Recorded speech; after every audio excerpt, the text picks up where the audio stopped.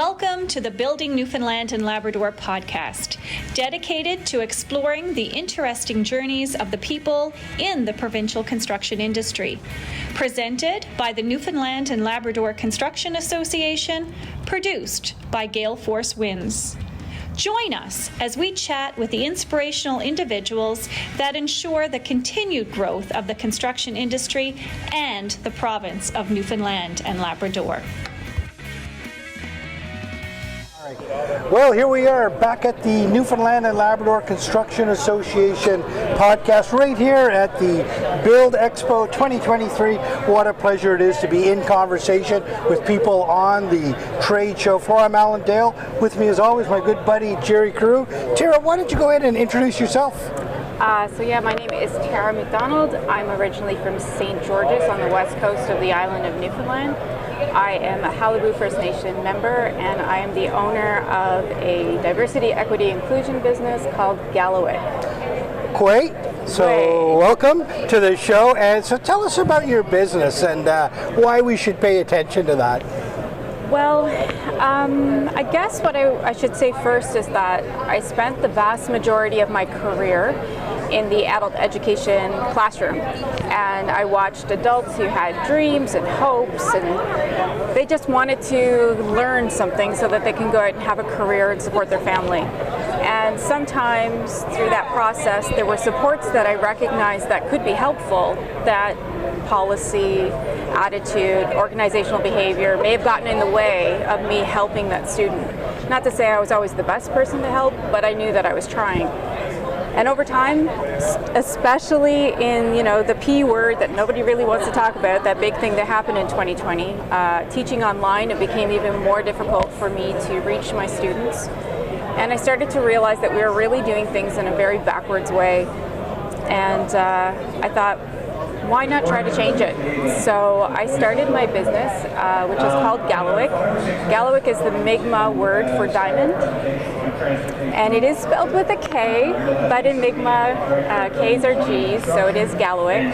And I chose diamond because we're faceted. We all have different identities. We have different ways that we might engage with people. We have different things that can make us successful. So I decided diversity, equity, inclusion was where I wanted to be. And recognizing that I am an adult educator means that I really believe that you don't just need to be aware of something, you need to know why you're doing it and change behavior.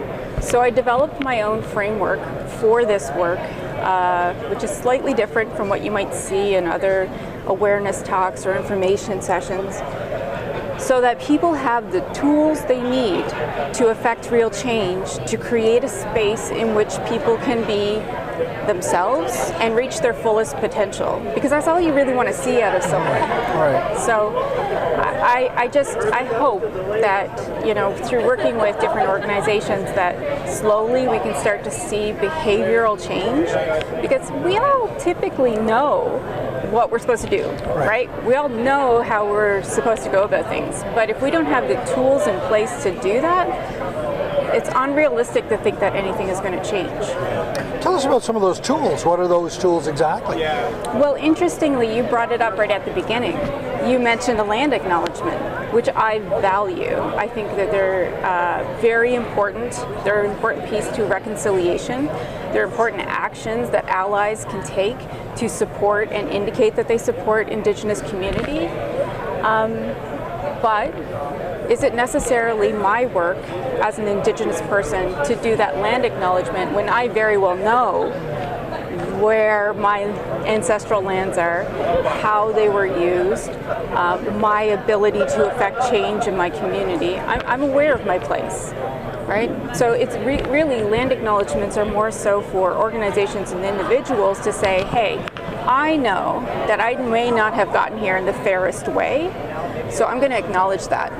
And that's the start of a conversation. It's not the whole conversation, but it's start. Tera, I really appreciate that, because I'll be honest with you, I'm not quite sure anyone's ever explained. All of a sudden everyone started doing these land acknowledgements, and I'm not clear on why all of a sudden it started. So you've actually brought some clarity there, well, and it's important. I'm really glad, because it comes down to like we're aware what's going on, but we don't know why, and we don't know what our part in it.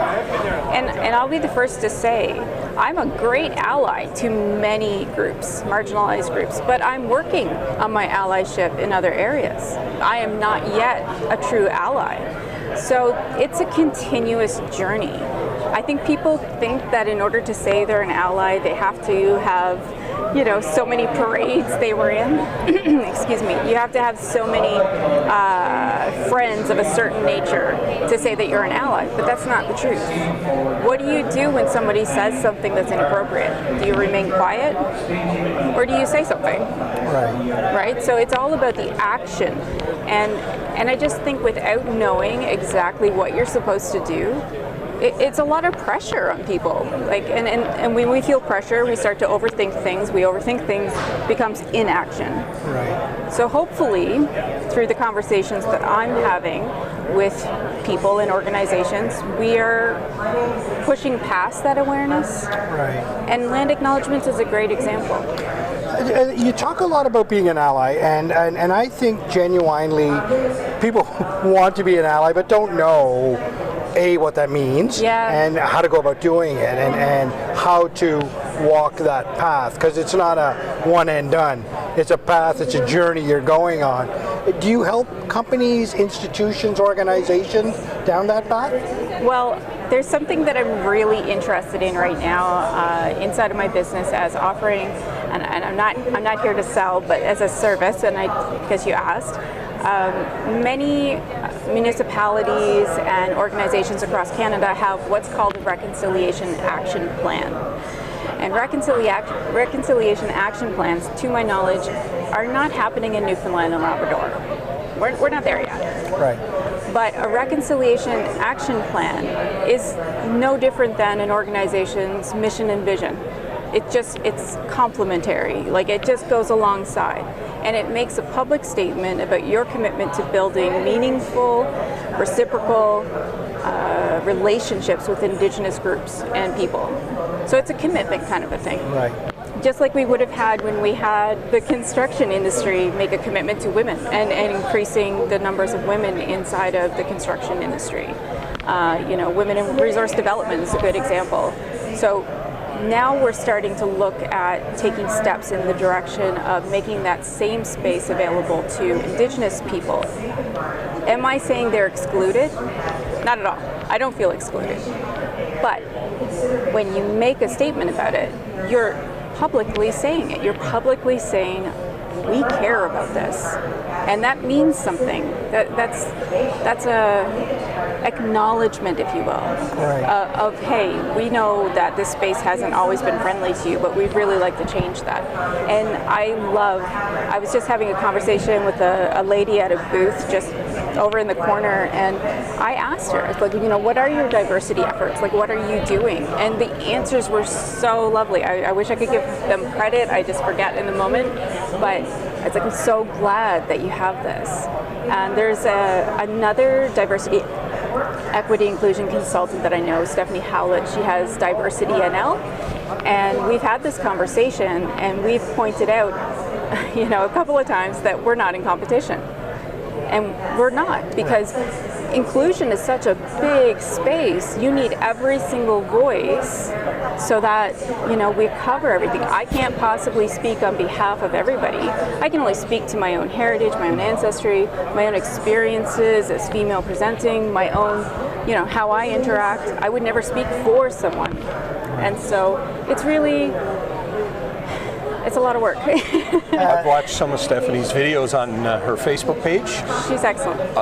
I'm struggling to learn more, and I'm trying to find these sources. I'll ask this question. White, male, me, where would I go? Where would I turn to learn more about diversity and inclusion? Give us some tips on that. Well, if you can't go inside of an organization, let's say for anybody else thinking the same thing, if your organization isn't providing that, you're kind of at a loss. Because right now, this is at a corporate level, right? It's corporations bringing in consultants like myself to have talks and to develop training for specific groups.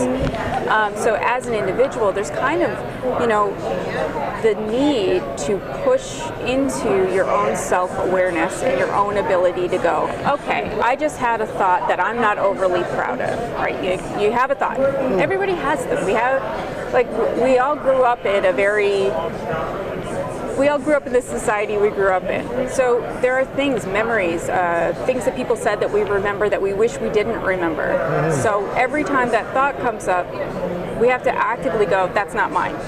I don't like that. I don't want that anymore. That's the first thing, because that's inside.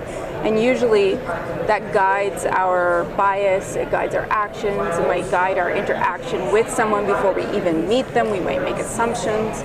And then we start to push past to kind of re-educate ourselves on what is actually happening. That could be watching a documentary. It could be going to the rooms to look at some of the exhibits that are there. It could be engaging with, actively looking for Indigenous partners when you're going out to do something.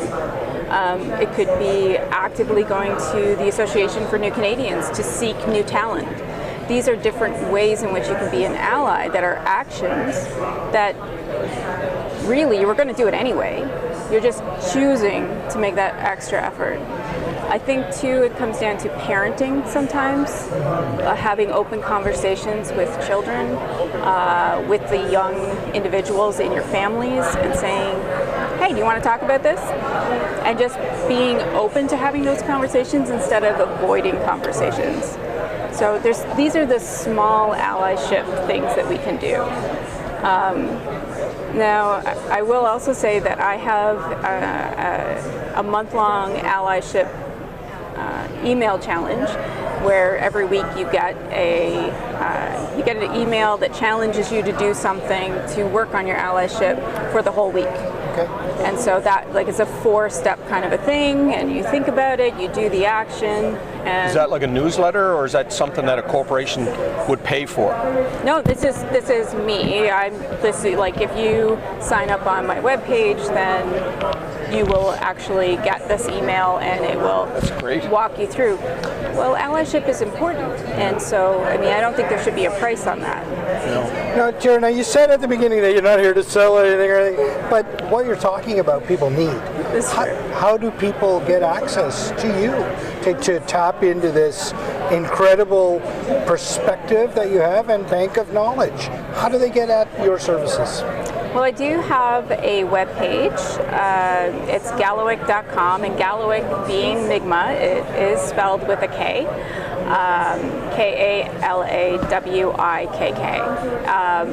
Now, some people may argue that you should never have a hard to spell name for your business, but I feel representation is important. So, and conveniently on the back of the card it tells you the phonetic spelling and how to say it. So that makes it easier. And I'm holding it up. That's the access point into your conversation. Listen, I have to tell you that this was a really important conversation to have. Thank you for it. Thank you for educating GaleForceWins. I will ask you one final question.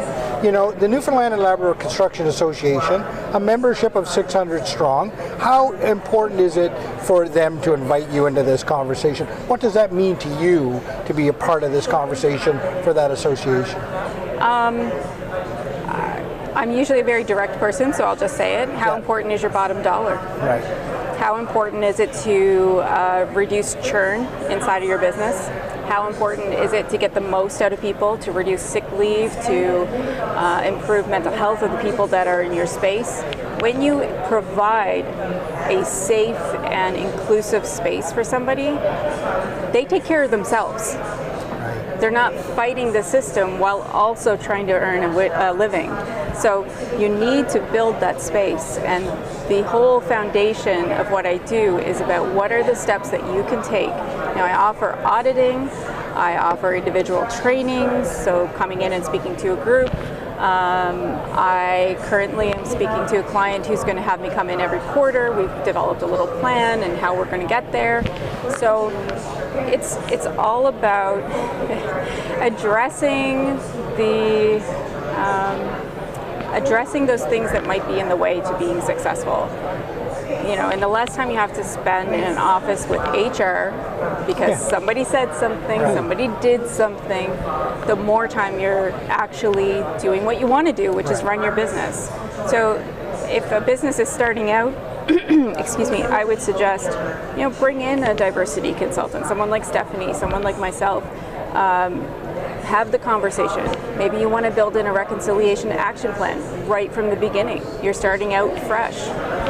You're already in business, you're successful, but you notice you're having some issues in certain areas. You look back through your grievances, through HR, and you go, oh wow, this is a problem. Then you can still have a consultant like myself come in and go through that information and discover where maybe there are some gaps and how we might fix that. You can see the teacher coming out, right? I love your proactive versus reactive approach, and in business that makes a lot of sense. You'd much rather be proactive than you would be to react.